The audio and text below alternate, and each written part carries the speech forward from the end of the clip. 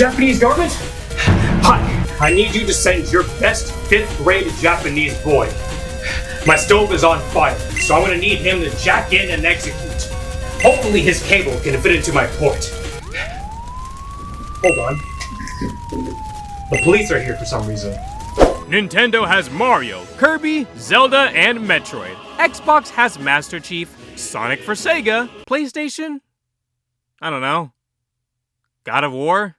Spyro? Uncharted guy? After seeing all these iconic mascots, Capcom realized they needed to follow suit. And so in 1987, thanks to the combined efforts of Akira Kitamura and Keiji Inafune, they created our beloved lemon shooter, Rockman.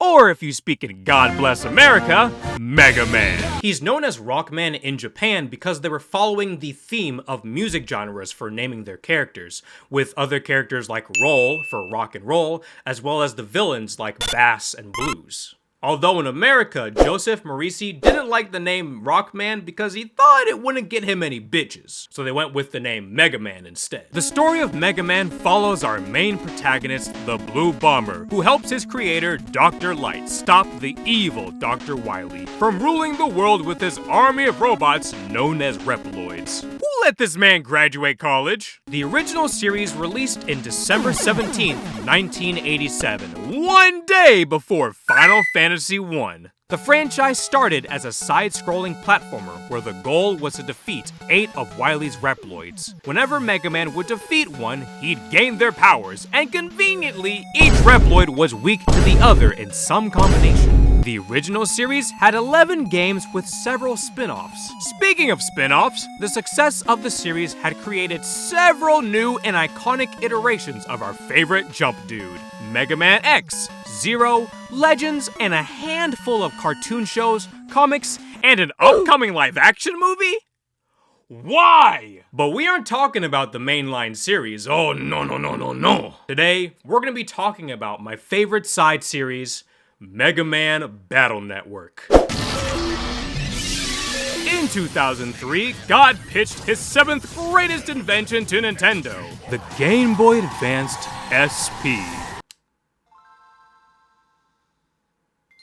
I love this thing so much. Capcom saw the success of RPGs and wanted a slice of the turn-based pie for their 4th Mega Man series. Production Studio 2, the same team that made Legends, used several pieces of media for inspiration. The Matrix, Digimon R War Game, Shaman King for character design, and several Yu-Gi-Oh! Game Boy Color games for multiplayer. Mix that in with a bit of Chemical X, and Mega Man Battle Network is born. My favorite piece of lore is how apparently the entire team sat down and watched the Digimon movie together. Like, imagine getting paid just to watch a Digimon movie. Our jobs suck. Battle Network has 6 games that follow the Pokemon formula of different versions with exclusive content since Battle Network 3. Usually these differences are just enemy types, chips you use for battle, optional bosses, or even different upgrades Mega Man gets. Mega Man Battle Network was such a juggernaut in the GBA era. Along with 6 games, it also has an anime adaptation called NT Warrior, with 4 sequels, a manga, a GameCube game taking place in between 1 and 2, a few spin-off games, several toys, of course there was a card game, and the more serious spin-off series, Star Force for the DS, that got its own anime and sequel games. Remember, this is only one part of the entire Mega Man franchise.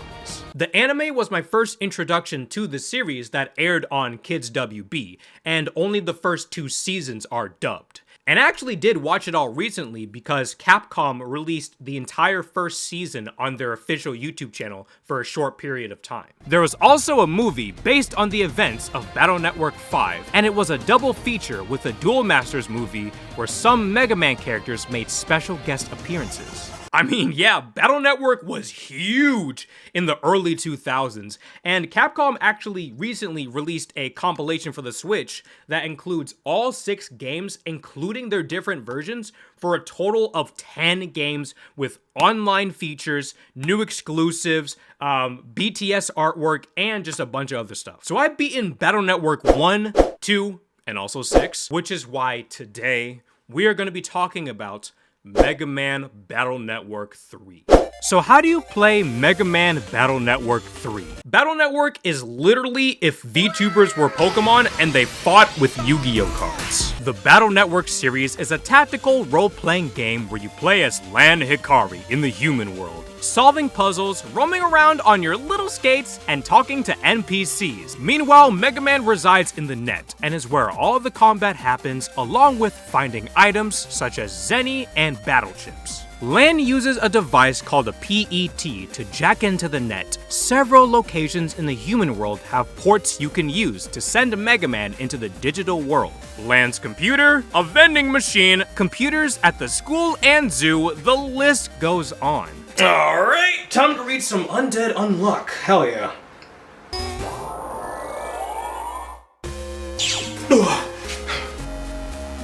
Since when did books have Wi-Fi? Once inside the net, Mega Man can talk to characters in the digital world. But be careful, as just like in Final Fantasy or Pokemon, there's a random encounter every 8 seconds with enemies known as a virus. You enter a grid where each side has a 3x3 grid space. You can attack with your Buster, but the problem is it only does like 1 point of damage, which is why we use chips. Battle chips are your main source of combat. At the beginning of a fight, you start with 5 random chips from your folder, which contains 30 different battle chips you can customize. You can only use chips of the same letter or type per round, so you can either use several combinations or be stuck with 1 chip at a time. You can find upgraded versions like High Cannon or even Mega Cannon for more damage. Finally, you can even perform a Program Advance, taking similar chips and combining them for powerful attacks. The most common ones are the Zeta Cannon, which allows you to rapidly fire for 5 seconds, or Beta Sword, which allows you to use Sword, Wide Sword, and Long Sword 2 times each. Sadly, in my casual playthrough of Battle Network 3, I never got a chance to use a Program Advance. Guys, I swear I'm good at games. There's also Navi chips, which summons a net Navi that can use powerful moves. You obtain these either from defeating optional bosses or from the story. Roll is by far my favorite chip in the game, cause she does a decent amount of damage and then she heals you for half. Like, she has come in clutch so many times in my different playthroughs. And then the best part is that you're guaranteed to get all 3 versions of her. Depending on how quickly you defeat the viruses will determine how great the reward. Typically, if you can beat all enemies in under 2 seconds, you'll get a special battle chip. Otherwise, it's just Zenny and bug frags. Battles in Mega Man are really quick even for casual play, like I'm talking less than 30 seconds on average.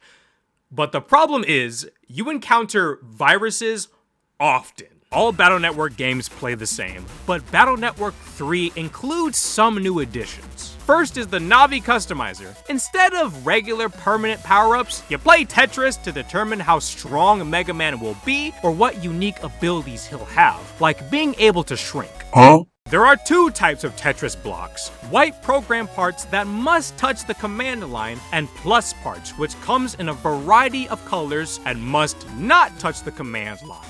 If any parts of the same color touch, Mega Man will be bugged, with things like your Buster not working, losing HP during battle, or Mega Man moving on his own. I understand this is probably a get good moment, but this is my least favorite part of the game because although it's cool to be able to customize my character how I want, it just feels super easy to mess it all up and then have a dysfunctional robot. Like, what if I accidentally make him racist? Have any dreams? Oh, hey, Mega Man! Okay. Now to one of my favorite aspects of the game, style changes. Since Battle Network 2, Mega Man can now transform into 6 different versions of himself, each combined with one of the 4 elements of fire, aqua, electricity, and wood. Well, that last one sounds pretty underwhelming. There's Guts, Custom, Team, Shield, and Bug. However, depending on which version of Battle Network 3 you get, you have access to Shadow if you choose blue, or Ground if you choose white. Would you rather be a ninja or a construction worker? As much as I love Naruto, Bob the Builder probably has insurance. But yeah, I mean, there's so much to Mega Man Battle Network's combat. Like, to me, it's one of those easy to learn, difficult to master type of games that surprisingly has a pretty deep combat system.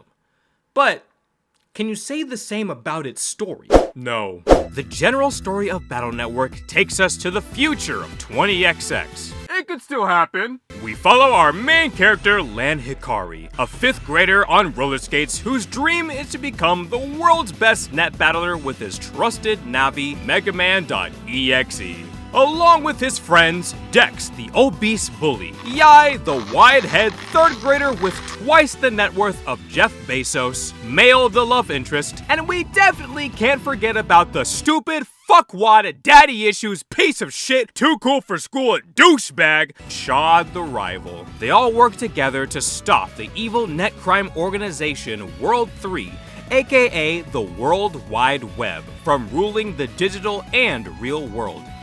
And of course, the leader is none other than Dr. Wily, who appears in every game except 2 and 4. How many times do we have to teach you this lesson, old man? I love the young people. Now, speaking of the story, the games are connected, but not really in a way that matters. The plots of each game, in my opinion, are pretty standalone, and then they hardly ever carry on into the next game. Like this guy from Battle Network 2 is important to the story of that game, but in Battle Network 3, he just makes a small cameo and has no relevancy whatsoever.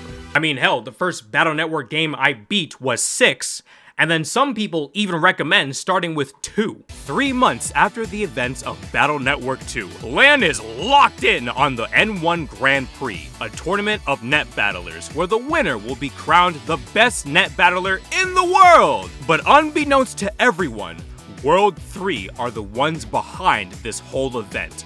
Their goal is to acquire the Tetra codes needed to revive Alpha, the prototype of the internet that went berserk years ago. The game is divided into 8 chapters with 8 main bosses, just like classic Mega Man! As of this video, I have played up to the beginning of Chapter 5. For me, Chapter 5 sucks because you're stuck with having to do like 5 or 6 different side quests before you're allowed to continue with the main quests. And I've kind of noticed that like a bunch of these Battle Network games have some BS fetch quest thing you have to do before you're allowed to continue with the main game to kind of like pad for time. Battle Network is a series that really shouldn't be taken seriously as there's a lot of goofy moments in the game. Like in Chapter 4, Lan straight up throws his PET at a guy. Absolute cinema. Or in Chapter 3, where you have to save Mail and your teacher from being suffocated by bubbles. I'm embarrassed by how long this boss took to beat. And yeah, that's pretty much all I have to say for Mega Man Battle Network 3. Definitely a fun series. The Battle Network franchise is for sure one of my favorite types of games to play for the Game Boy Advance, right behind Final Fantasy and of course #1 Pokemon. Like, I love the sprite work, the character designs, the gameplay, the story is simple. It's not a super long or super difficult game, like there's a decent amount of challenge to it, and then of course with the anime as well, just heightening that experience. I don't know, dude. I just really hope that someday they make more Mega Man Battle Network games. It kind of sucks that the last one we got was 6. And then, of course, they did make Star Force, but they only stopped after a few games. Like, I would love a Switch Mega Man Battle Network type game. That would be awesome. Nintendo, Capcom, get on that shit. But yeah, that's pretty much all I have to say. Let me know your thoughts for Mega Man Battle Network and just the Mega Man franchise as a whole. Thank you guys very much for watching. Like, comment, subscribe, the whole YouTube shebang, and I'll see you next time. Bye!